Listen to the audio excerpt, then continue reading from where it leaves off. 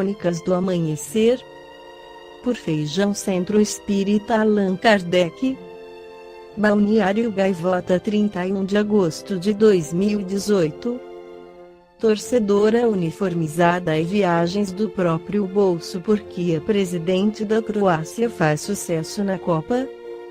Dentre os 4,1 milhões de habitantes da Croácia, em especial, está chamando atenção nesta Copa do Mundo.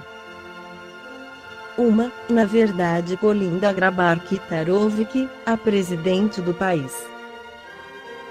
No entanto, a mandatária de 50 anos não tem se destacado pela posição política, mas por estar torcendo como qualquer fã de futebol. Apaixonada pelo esporte, Kolinda acompanhou todos os jogos da seleção croata em loco. Mas nada de protocolos oficiais. Ela prefere as arquibancadas aos camarotes. E sem terninho. Durante as partidas, ela veste o excêntrico uniforme quadriculado da seleção croata. Após a classificação da Croácia à semifinal, em que eliminou nos pênaltis a anfitriã Rússia, no último sábado 7, a presidente foi flagrada comemorando com jogadores e membros da comissão técnica aos pulos, entoando, junto com eles, o cântico Chame, apenas chame todos os falcões, eles darão a vida por você, em tradução livre.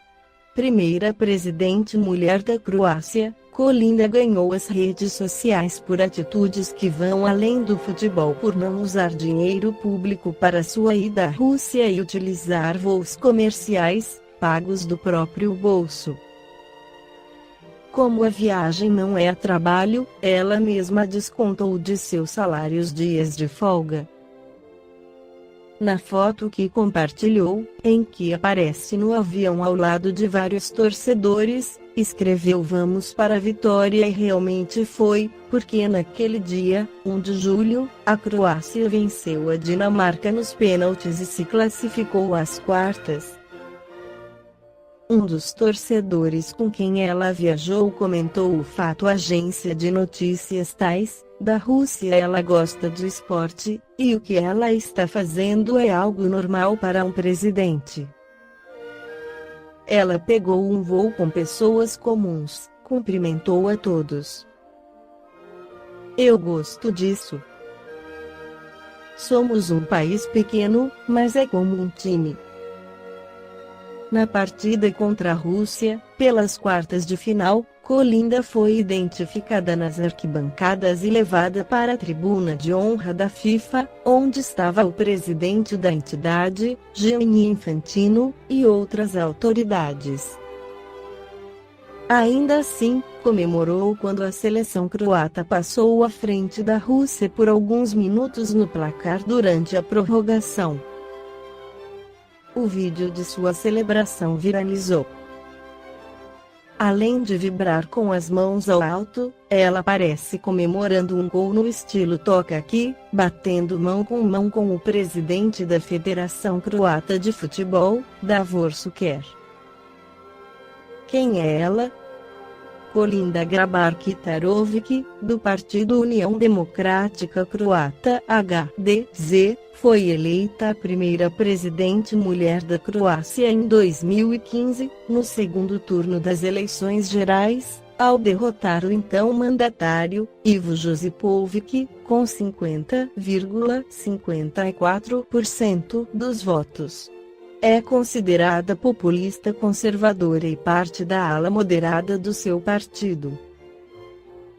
Antes de se tornar presidente, Kolinda foi embaixadora da Croácia em Washington entre 2008 e 2011, ministra para a integração europeia e ministra das Relações Exteriores. Ela atualmente é casada e tem um casal de filhos adolescentes. O exemplo da presidente da Croácia nos leva a refletir sobre a ligação entre espiritismo e política, onde haverá alguma relação entre espiritismo e política. Sobre o aspecto filosófico, o espiritismo tem a ver e muito com a política, já que esta deve ser a arte de administrar a sociedade de forma justa. Consequentemente, o espírita não pode declinar da sua cidadania e deve vivenciá-la de forma consciente e responsável. O Brasil sempre foi alvo de muitas esperanças. Falava-se em país do futuro, em berço da nova civilização e nos meios espíritas, em coração do mundo e pátria do Evangelho. O grande problema é que os brasileiros nunca demonstraram um grande empenho para alcançar concretamente esses títulos. Boa parte dos trabalhos de ciência política no Brasil traz uma característica marcante: a constatação de que a sociedade brasileira é dependente do Estado e que não tem apego a valores como democracia, liberdade e igualdade. Não tem tradição de participação, de reivindicar seus direitos. A sociedade é uma das maiores responsáveis pelos males que atingem. Somos um país que não se conscientizou de que depende da sociedade colaborar na resolução de muitos problemas dos quais o Estado não consegue dar conta. O Brasil só vai poder dizer-se pátria do Evangelho quando der os primeiros passos na construção de uma sociedade realmente democrática, justa e fraterna. Quando, enfim, os brasileiros olharem para a sociedade e perceberem que fazem parte dela. Se uma pessoa está sofrendo, em um determinado local, todos sofrem, pois os problemas dela acabam nos atingindo de uma maneira ou de outra, seja por meio da violência ou dos mecanismos econômicos mais complexos. No Livro dos Espíritos, Allan Kardec consagra 405 questões, ou seja, da pergunta N. 614 a 1019, para tratar das leis de adoração, trabalho, reprodução, conservação, destruição, sociedade, progresso, igualdade, liberdade, justiça, amor e caridade, da perfeição, das esperanças e consolações.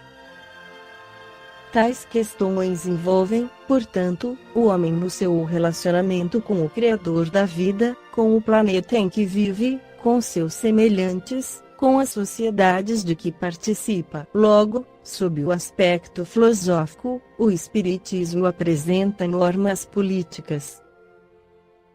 O que não se deve, nem se pode é confundir essa visão de política partidária, ou seja, a política aplicada a que os homens devem exercitar nos núcleos, nas agremiações partidárias, com os desvios éticos de pessoas e partidos políticos para aproveitamentos egoísticos, imorais e ilegais. Tais partidos são resultantes de ideologias, de objetivos, de programas, de estatutos estabelecidos em agrupamentos de determinados homens que visam, de uma forma ou de outra, realizar normas políticas ideais, ou seja, pretendem a execução na sociedade dos princípios, das normas apresentadas filosoficamente pela política. No Livro dos Espíritos, Allan Kardec questiona na pergunta 573. Em que consiste a missão dos espíritos encarnados? Em instruir os homens, em lhes auxiliar o progresso, em lhes melhorar as instituições, por meios diretos e materiais. As missões, porém, são mais ou menos gerais e importantes. O que cultiva a terra desempenha tão nobre missão, como o que governa, ou o que instrui. Tudo em a natureza se encadeia. Ao mesmo tempo que o espírito se depura pela encarnação, concorre, dessa forma, para a execução dos desígnios da providência. Cada um tem neste mundo a sua missão, porque todos podem ter alguma utilidade.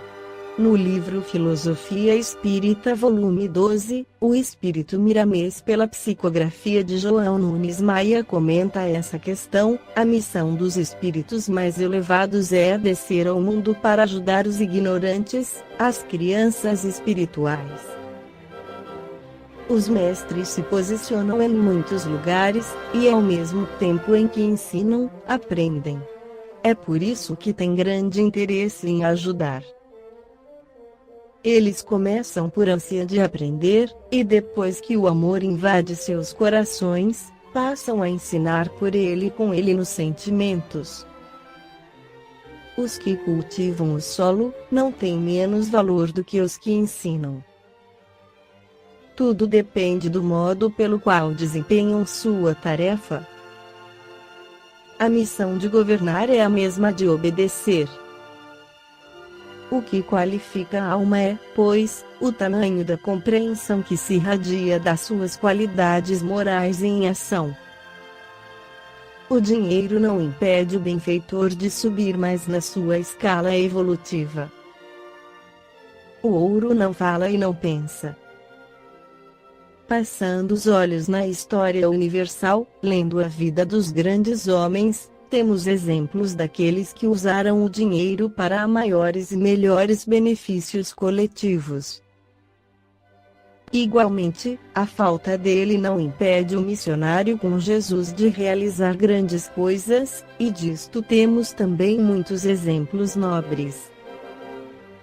Para servir com eficiência não é preciso ser douto, a vida nos mostra essa realidade, porém, pode-se usar a sabedoria para maior entendimento entre os povos.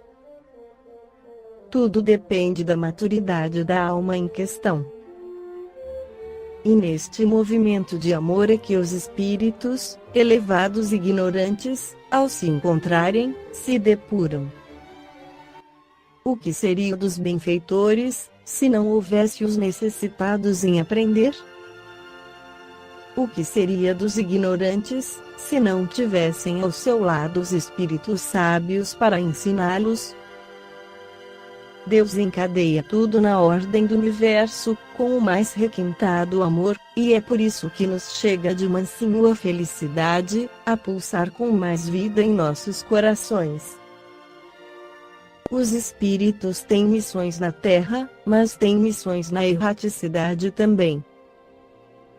Eles se encontram para a grande realização, e é nesses encontros que se dá a luz. Se precisas da força da espiritualidade maior, eles, igualmente, precisam de algo dos homens para se completarem e fazer a vontade de Deus.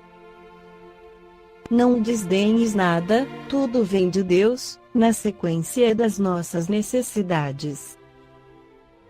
Se o anjo é filho de Deus, o átomo também o é.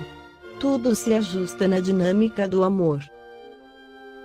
Se o anjo se encontra no ápice, suas raízes se encontram na base.